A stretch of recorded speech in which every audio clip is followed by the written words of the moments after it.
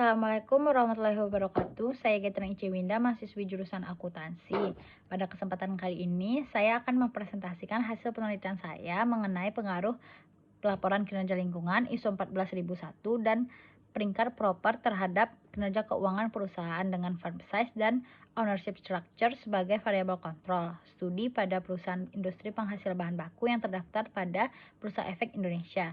Sebelumnya, saya ingin mengucapkan terima kasih kepada dosen pembimbing saya, yaitu Ibu Asniati, selanjutnya kepada dosen penelaah, dan kepada para audiens sekalian.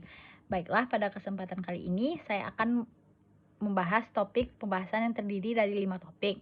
Yang pertama yaitu pendahuluan, yang kedua landasan teori, yang ketiga metode penelitian, yang keempat hasil penelitian dan pembahasan, yang kelima kesimpulan dan saran. Selanjutnya kita akan masuk ke topik pembahasan yang pertama, yaitu pendahuluan. Pendahuluan terdiri dari latar belakang. Baik, latar belakang dari penelitian ini yaitu permasalahan lingkungan yang semakin serius telah menjadi perhatian para pemangku kepentingan perusahaan. Hal ini disebabkan oleh aktivitas perusahaan yang dapat menyebabkan terjadinya konflik industri seperti eksploitasi alam yang berlebihan tetapi tidak disertai dengan perbaikan lingkungan yang sangat merugikan lingkungan sekitar. Selanjutnya, mengenai perusahaan industri penghasil bahan baku, seperti yang kita ketahui, perusahaan pada industri ini merupakan salah satu dari sekian banyak industri yang kegiatan produksinya berkaitan langsung dengan lingkungan. Karena bahan baku yang diambil untuk melakukan produksi adalah bahan baku yang berasal langsung dari alam. Tidak dapat kita pungkiri bahwa proses produksi dari perusahaan industri penghasil bahan baku ini akan meninggalkan limbah. Jika limbah ini tidak diolah, maka perusahaan malah memberikan kontribusi buruk pada lingkungan. Fenomena yang muncul ini mengakibatkan stakeholder mendorong perusahaan penghasil bahan baku untuk melakukan investasi tambahan pada tanggung jawab sosial perusahaan yang dapat meningkatkan kinerja lingkungan perusahaan.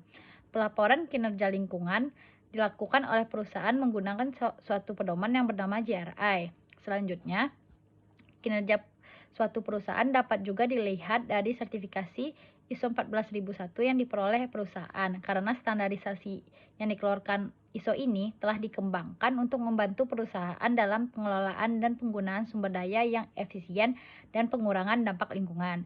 Selain itu, Kementerian Lingkungan Hidup mengadakan program yang disingkat dengan PROPER.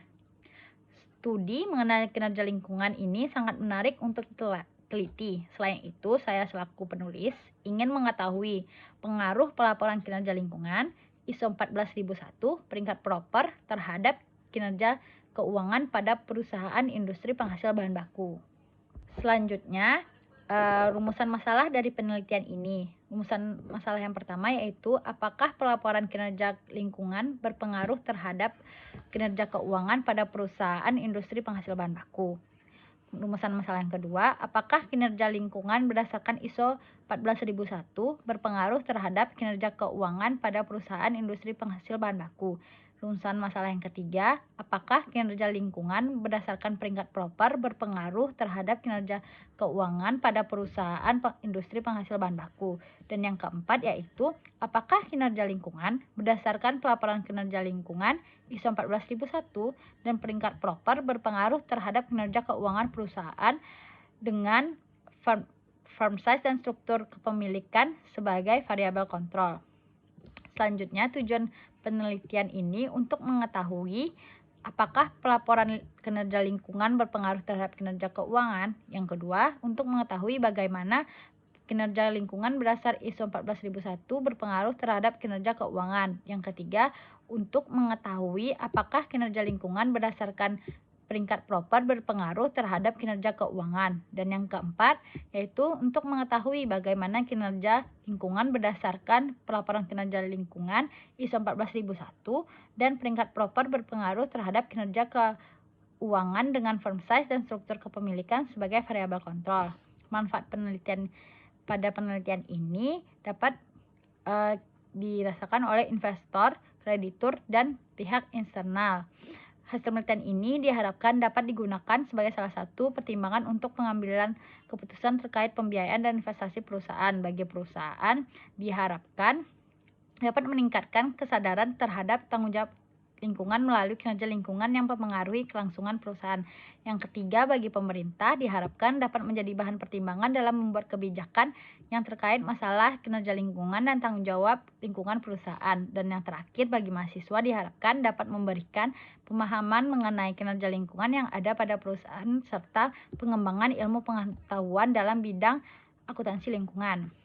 Selanjutnya, sistematika penulisan. Secara umum, penulisan skripsi ini terbagi dalam 5 bab. Yang pertama yaitu bab 1 pendahuluan, bab 2 landasan teori, bab 3 metode penelitian, bab 4 hasil penelitian dan pembahasan, dan yang kelima yaitu penutup. Selanjutnya yaitu bab 2 tinjauan pustaka. Yang pertama, landasan teori. Landasan teori pada penelitian ini terdapat stakeholder teori, signaling teori, sustainability report yang berdasarkan GRI, kinerja lingkungan. Yang pertama yaitu stakeholder teori.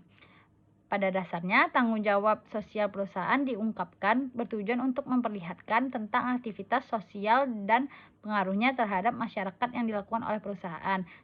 Sehingga dengan adanya pelaporan tanggung jawab, maka perusahaan akan mendapatkan yang lebih baik di mata stakeholder. Selanjutnya, signaling teori. Teori ini menggambarkan bahwa alasan bagi perusahaan untuk memberikan informasi laporan keuangan kepada pihak luar. Teori ini menjelaskan bagaimana seharusnya sebuah perusahaan memberikan sinyal kepada pengguna laporan keuangan. Sinyal ini berupa informasi mengenai kebijakan dan kegiatan yang sudah digunakan oleh internal perusahaan untuk merealisasikan keinginan pemangku kepentingan. Selanjutnya, sustainability report berdasarkan GRI. Pengungkapan dalam sustainability report menurut standar GRI dapat memberikan gambaran mengenai dampak yang ditimbulkan suatu organisasi terkait masalah lingkungan dan bagaimana organisasi tersebut mengatur dampak tersebut. GRI berisi standar yang diciptakan dengan memberikan arahan bagi perusahaan-perusahaan dalam menerbitkan laporan keberlanjutan tentang tanggung jawab sosialnya. Sehingga pada saat ini, pengungkapan pada sustainability report berdasarkan standar GRI dinilai telah menjadi standar yang tepat sebagai standar pelaporan kinerja lingkungan perusahaan. Selanjutnya, kinerja lingkungan. Gagasan dalam memiliki sistem manajemen kinerja lingkungan dapat membantu menjamin komitmen perusahaan untuk proses perbaikan secara terus-menerus. Keuntungan ekonomi dapat direalisasikan jika sistem manajemen lingkungan diterapkan. Hal ini memberikan perusahaan kesempatan dalam menghubungkan tujuan lingkungan dengan hasil keuangan tertentu dan sebagai jaminan ketersediaan sumber daya. Selanjutnya, kinerja keuangan. Kinerja keuangan digunakan sebagai salah satu pedoman untuk mengelola sumber daya oleh manajemen. Selain itu, laporan dari kinerja keuangan ini digunakan sebagai prediksi keuangan di masa yang akan datang. Investor menggunakan informasi yang terdapat pada laporan keuangan untuk memprediksi laba dan dividen suatu perusahaan pada masa yang akan datang.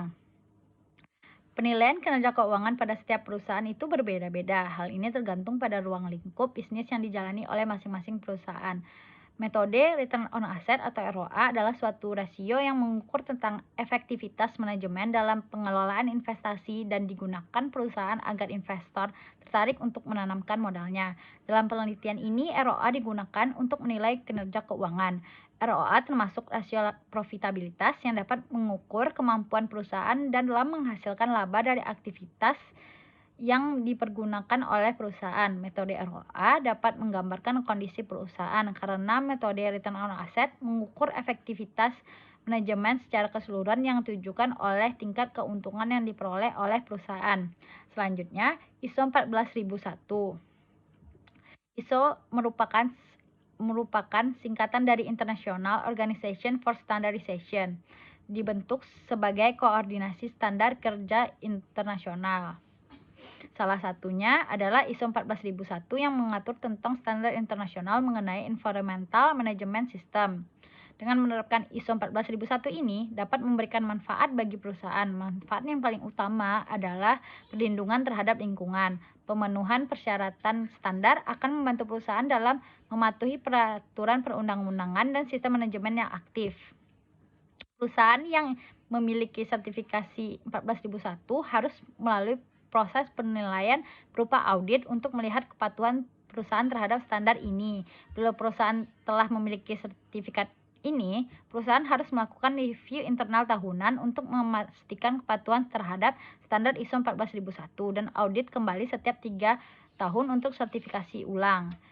ISO 14001 dapat memberikan citra positif terhadap perusahaan di mata publik karena dengan diperolehnya sertifikasi ini oleh perusahaan, maka hal ini dapat menunjukkan bahwa perusahaan telah berupaya dalam mencapai manajemen lingkungan yang baik. Selanjutnya, proper.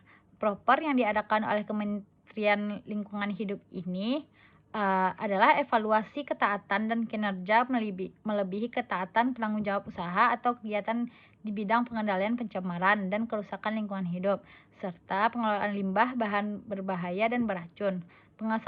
Pengawasan tidak langsung adalah mekanisme di mana perusahaan melaporkan secara mandiri kinerja pengelolaan lingkungan untuk pemeringkatan proper. Proper ini dapat memberikan citra tertentu terhadap perusahaan karena peringkat yang diperoleh perusahaan mencerminkan bagaimana perusahaan tersebut mengelola lingkungan, terutama pengelolaan limbah yang berasal dari perusahaan tersebut. Sehingga dengan adanya pemeringkatan ini, stakeholder dapat menilai pengelolaan lingkungan yang dilakukan oleh perusahaan secara mudah melalui peringkat yang berhasil didapatkan oleh perusahaan tersebut.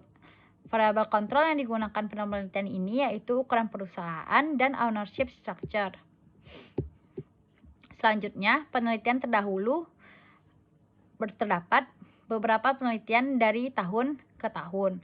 Hasil penelitian dari penelitian terdahulu ini berbeda-beda dikarenakan perbedaan indikator yang digunakan serta sampel perusahaan yang digunakan.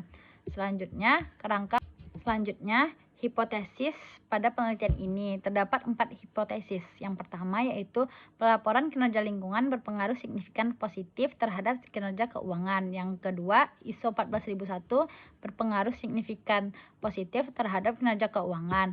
Yang ketiga, peringkat proper berpengaruh signifikan positif terhadap kinerja keuangan. Dan yang keempat yaitu pelaporan kinerja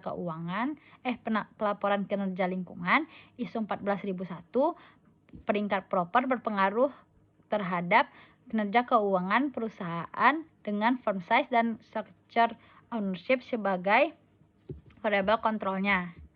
Selanjutnya, kerangka pemikiran seperti yang ada di bawah ini. Dapat dilihat pelaporan lingkungan ISO 14001 proper berpengaruh terhadap kinerja keuangan dengan firm size dan ownership structure. Selanjutnya, ada bab 3 yaitu metode penelitian. Jenis penelitian pada penelitian ini deskriptif kuantitatif. Populasi dan sampelnya ialah perusahaan industri penghasil bahan baku yang terdaftar di Bursa Efek Indonesia tahun 2017 sampai 2019. Metode yang digunakan adalah pervasive sampling. Data dan pengumpulan data. Data yang digunakan adalah data laporan tahunan dan sustainability report perusahaan tahun 2016 sampai 2019.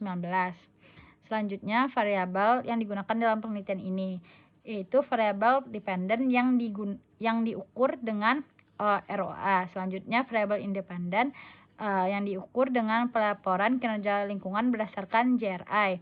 Selanjutnya, ISO 14001 dilihat dari perusahaan yang memiliki sertifikasi ini atau perusahaan yang tidak memiliki sertifikasi ini. Selanjutnya, proper yang diukur dari peringkat yang diperoleh oleh perusahaan ini. Selanjutnya ada variabel kontrol yaitu ukuran perusahaan dan struktur kepemilikan. Metode analisis data yang digunakan pada penelitian ini yaitu yang pertama analisis statistik deskriptif, yang kedua uji asumsi klasik, yang ketiga analisis regresi, dan yang keempat yaitu uji hipotesis. Selanjutnya bab 4 hasil penelitian dan pembahasan. Pada penelitian ini objek yang digunakan yaitu terdapat 68 perusahaan industri penghasil bahan baku yang terdaftar di BEI tahun 2020. Namun sebanyak 36 perusahaan belum menerbitkan annual report 2019-nya, sehingga yang digunakan adalah sebanyak 32 perusahaan dengan total sampel menjadi 96 karena kita menggunakan 3 periode. Selanjutnya, analisis statistik deskriptif. Statistik deskriptif merupakan bagian analisis data yang memberikan gambaran awal dari setiap variabel. Variabelnya ada CD, ISO 14001, proper, firm size, struktur kepemilikan, dan ROA. Terdapat nilai minimum, maksimum, rata-rata, dan standar deviation. Minimum ini adalah nilai minimum yang didapatkan oleh variabel-variabel ini. Selanjutnya, nilai maksimum adalah nilai tertinggi yang terdapat pada data di variabel ini. Selanjutnya, nilai rata-rata adalah rata-rata dari variabel-variabel ini. Selanjutnya, standard deviation ini bagaimana variasi yang ada pada data ini. Selanjutnya, uji asumsi klasik. Uji asumsi klasik terdiri dari uji normalitas. Uji normalitas yang digunakan pada penelitian ini adalah uji Kolmogorov-Smirnov. Uji normalitas dilakukan untuk mengetahui bahwa data yang diuji normal atau tidak. Berdasarkan tabel ini dapat dilihat bahwa hasil uji normalitas menggunakan tes Kolmogorov-Smirnov mendapatkan hasil sebesar 0,161, yang berarti lebih besar dari 0,05, sehingga dapat disimpulkan bahwa data terdistribusi secara normal. Selanjutnya, uji multikolinearitas. Pada tabel ini dapat dilihat jika hasil multikolinearitas dari variabel independen yaitu pelaporan kinerja lingkungan, ISO 14001, proper, firm size, struktur kepemilikan mempunyai nilai tolerance lebih dari 0,1 dan nilai FIF kecil dari 10. Maka dapat disimpulkan bahwa penelitian ini tidak terdapat gejala multikolinearitas dan dapat digunakan untuk penelitian. Selanjutnya, pada tabel ini menguji multikolinearitas model 1. Hasil pengujian regresi tanpa variabel interaksi menunjukkan tidak ada nilai FIF yang lebih dari 10 yang mengindikasikan tidak terkena multikolinearitas. Selanjutnya, uji heterokedastisitas. Pada gambar ini dapat dilihat bahwa titik-titik plot tidak beraturan dan berada di atas dan di bawah angka 0 sumbu Y. Maka dapat kita simpulkan bahwa penelitian ini variabel dependen yaitu terbebas dari heterokedastisitas. Selanjutnya, uji autokorelasi menunjukkan nilai Darwin-Watson sebesar 1,402 yang memiliki arti nilainya berada di antara min 2 dan plus 2. Maka dapat disimpulkan bahwa pada penelitian ini tidak terdapat autokorelasi antar data berdasarkan urutan waktu dan model regresi dapat diterima. Selanjutnya, uji hipotesis. Uji hipotesis yang pertama yaitu uji koefisien determinasi.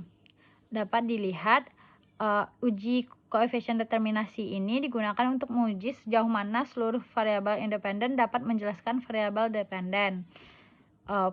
Pada tabel ini menunjukkan bahwa kemampuan independen dalam menjelaskan variabel dependen yaitu kinerja keuangan sebesar 28,6%, yang berarti 28,6% kinerja keuangan pada perusahaan industri penghasil bahan baku pada tahun 2017 sampai 2019 dipengaruhi oleh pelaporan kinerja lingkungan ISO 14001, proper, firm size, struktur kepemilikan, sedangkan sisanya sebesar 71,4% disebabkan oleh variabel-variabel lain yang tidak teliti pada penelitian ini. Selanjutnya, uji hipotesis. Uji signifikan statistik F. Uji statistik F digunakan untuk mengetahui apakah variabel independen yang dimasukkan dalam model mempunyai pengaruh secara bersama-sama terhadap variabel dependen. Hasilnya ialah sebesar 7,194 dan nilai F tabel pada penelitian dengan jumlah sampel 96 adalah 3,01. Hal ini menunjukkan bahwa variabel pelaporan kinerja lingkungan ISO 14001, proper, firm size, struktur kepemilikan mempunyai pengaruh dengan kinerja keuangan. Selanjutnya, uji T. Pada penelitian ini dapat disimpulkan bahwa pelaporan lingkungan berpengaruh positif signifikan terhadap kinerja keuangan, yang berarti hipotesis 1 diterima. Selanjutnya, ISO 14001 berpengaruh positif signifikan terhadap kinerja keuangan, berarti hipotesis yang kedua ditolak. Yang ketiga, proper berpengaruh positif signifikan terhadap kinerja keuangan, berarti hipotesis yang ketiga diterima. Dan pelaporan lingkungan ISO 14001 proper berpengaruh positif signifikan terhadap kinerja keuangan dengan firm size dan struktur kepemilikan sebagai variabel kontrol, yang berarti hipotesis yang keempat juga diterima. Selanjutnya, kesimpulan dan saran. Kesimpulan pada penelitian ini adalah pelaporan kinerja lingkungan dan peringkat proper yang dilakukan dan diraih oleh perusahaan penghasil bahan baku yang terdaftar di Bursa Efek Indonesia berpengaruh positif signifikan dalam meningkatkan kinerja keuangan perusahaannya. Hal ini membuktikan bahwa terdapat hubungan timbal balik yang positif oleh perusahaan dan stakeholder. Oleh karena itu, perusahaan diharapkan dapat meningkatkan kualitas pelaporan lingkungan perusahaan dan berusaha untuk mendapatkan peringkat proper yang lebih baik agar semakin berdampak positif pada kinerja keuangannya. Selanjutnya, berbeda dengan sertifikasi ISO 14001 yang telah dimiliki oleh perusahaan penghasil bahan baku yang terdaftar di BEI tidak berpengaruh terhadap peningkatan kinerja keuangan perusahaan. Walaupun ISO 14001 tidak memiliki pengaruh terhadap kinerja keuangan, tetapi ISO 14001 dapat menggambarkan reputasi baik perusahaan terhadap permasalahan lingkungan kepada publik, sehingga perusahaan yang belum memiliki sertifikasi ISO 14001 diharapkan mempertimbangkan kembali perolehan sertifikasi ini. Namun pelaporan kinerja lingkungan ISO 14001 proper secara bersama-sama berpengaruh terhadap kinerja keuangan perusahaan dengan firm size dan struktur kepemilikan sebagai variabel kontrol. Selanjutnya, implikasi terhadap penelitian ini. Bagi akademis, diharapkan penelitian ini dapat memberikan referensi atau literatur mengenai pengaruh pelaporan kinerja lingkungan ISO 14001 peringkat proper terhadap kinerja keuangan. Selanjutnya, bagi perusahaan diharapkan memberikan informasi tentang mengenai pengaruh pelaporan kinerja lingkungan, sertifikasi ISO 14001 dan proper terhadap kinerja keuangan. Selanjutnya, bagi penelitian dapat menambahkan jumlah sampel menggunakan data primer dan menambah periode pengamatan pada penelitian sehingga hasil yang diperoleh dapat lebih mudah digeneralisasikan. Selanjutnya, keterbatasan dan saran. Jumlah sampel yang terbatas hanya 32 perusahaan karena banyak perusahaan yang belum menerbitkan annual report-nya dan beberapa perusahaan yang tidak mempunyai laporan selama 3 tahun berturut. Yang kedua yaitu penelitian hanya menggunakan data sekunder, yaitu sumber data yang diperoleh secara tidak langsung melalui website resmi Bursa Efek Indonesia dan website resmi perusahaan, sehingga belum benar-benar menggambarkan kondisi yang sebenarnya. Selanjutnya, yang ketiga, penelitian ini hanya meneliti 3 tahun periode, yaitu 2017 sampai 2019. Rentang waktu yang berbeda mungkin bisa mempengaruhi hasil penelitian, maka diharapkan kepada penelitian berikutnya untuk menambah rentang waktu periode penelitian. Sekian presentasi saya. Assalamualaikum warahmatullahi wabarakatuh.